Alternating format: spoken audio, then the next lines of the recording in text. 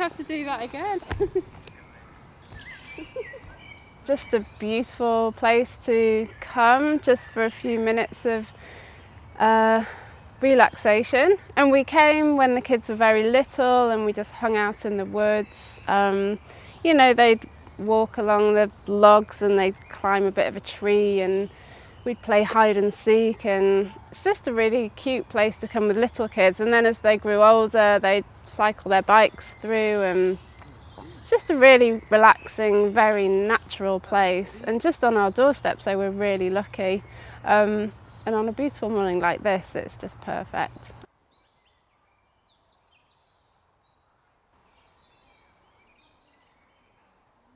The wood at that time was privately owned by the Barker family. And funnily enough, different parts of the family owned different bits of the wood. It was divided up into 5 sections, our little wood. It's only 5.5 acres, but it was 5 sections and different. And the final 2 sisters of the Barker family were the only ones that were left. And they owned most of it, and they gave it to the council. This is important. They gave it to the council on the condition that, number one, it would be remained fenced because there were railings all around it at that time. They took them away in 1940 for the war effort.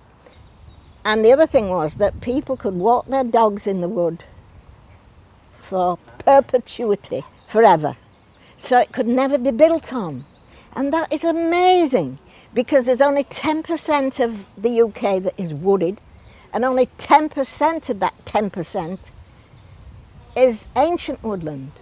So it would have been built on. So that is a wonderful thing that was put in stone, that it could never be built on. It's in the Doomsday Book. It's called Gipton Wood. This is called the climbing tree. You have to climb that one. Oh, new record! No, because it needs to climb it. To Tony to And then I what he'd come like to here do. and hit Absolutely. the net. Hey look, hi! Hiya, funny again. Yes, yeah. Hopefully the sun will be out. Hallelujah! Mr. Onion! That in. Let's move on from this bit. We're going in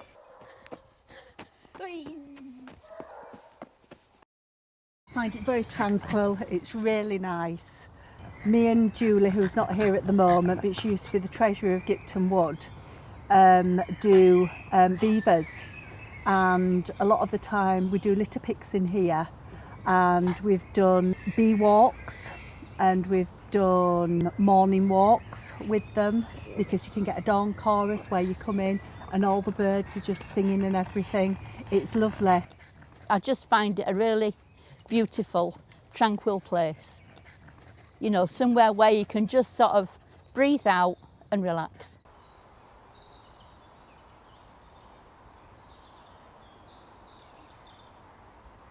I moved here about 4 years ago.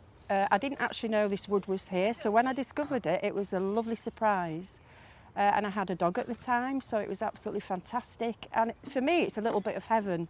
I've always liked woods. I was a tree climber as a kid, and when I, of course, with the dog and stuff, I used to come here. It's lovely, it's great. You can't say as much about it. I'm not a poet, so I can't describe it.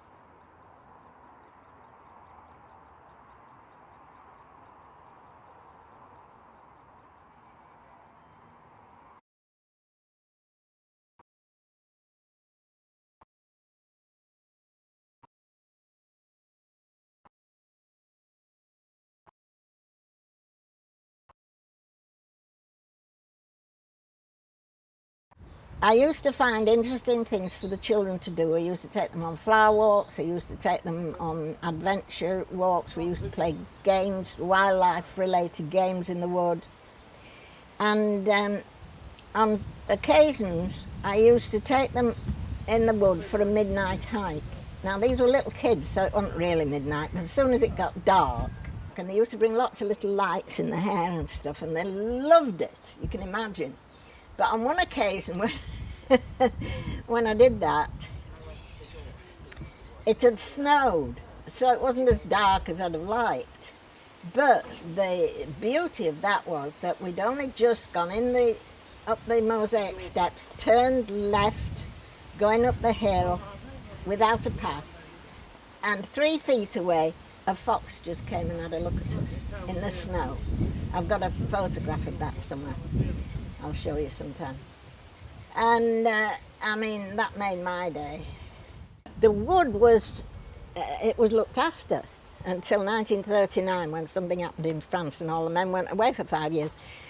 They used to mow the grass. There was no brambles.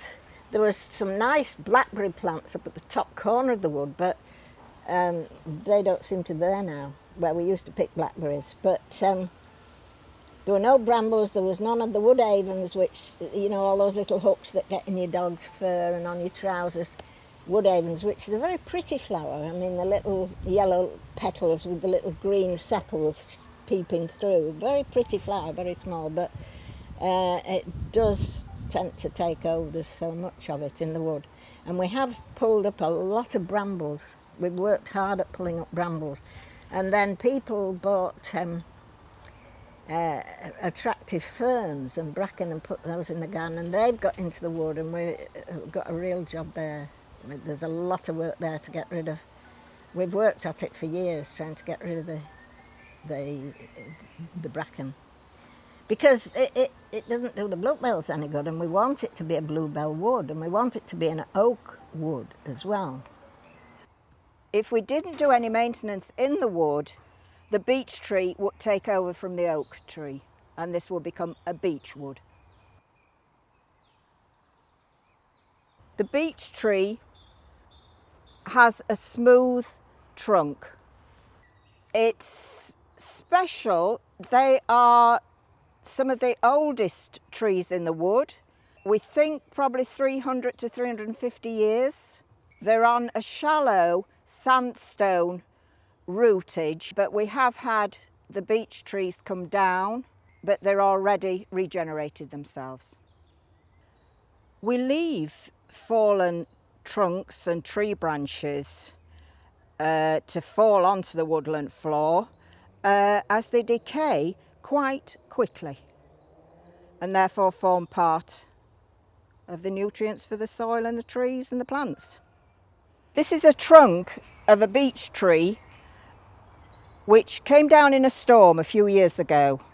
Up till then this was quite cleared, but because now we've got the open canopy, we've got all the undergrowth.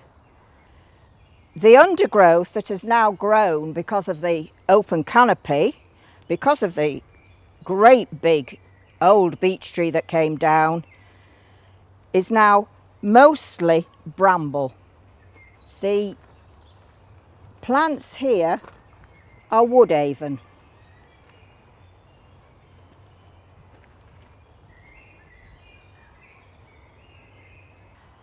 As a child, this tree fascinated me. It's a sweet chestnut tree, and notice how the bark moves round, which is very different to the oak tree, which is rutted like this, but straight.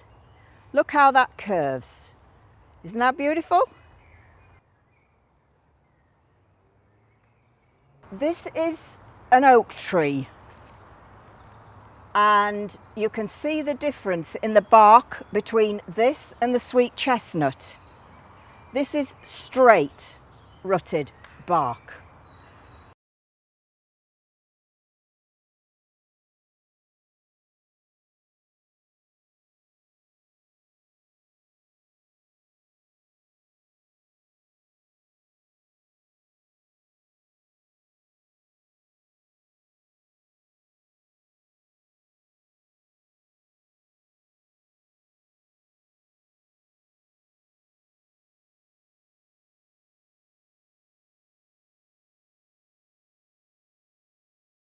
This is a hornbeam tree, which is often in parks and country houses, house gardens, as a smaller ornamental tree, usually lining avenues.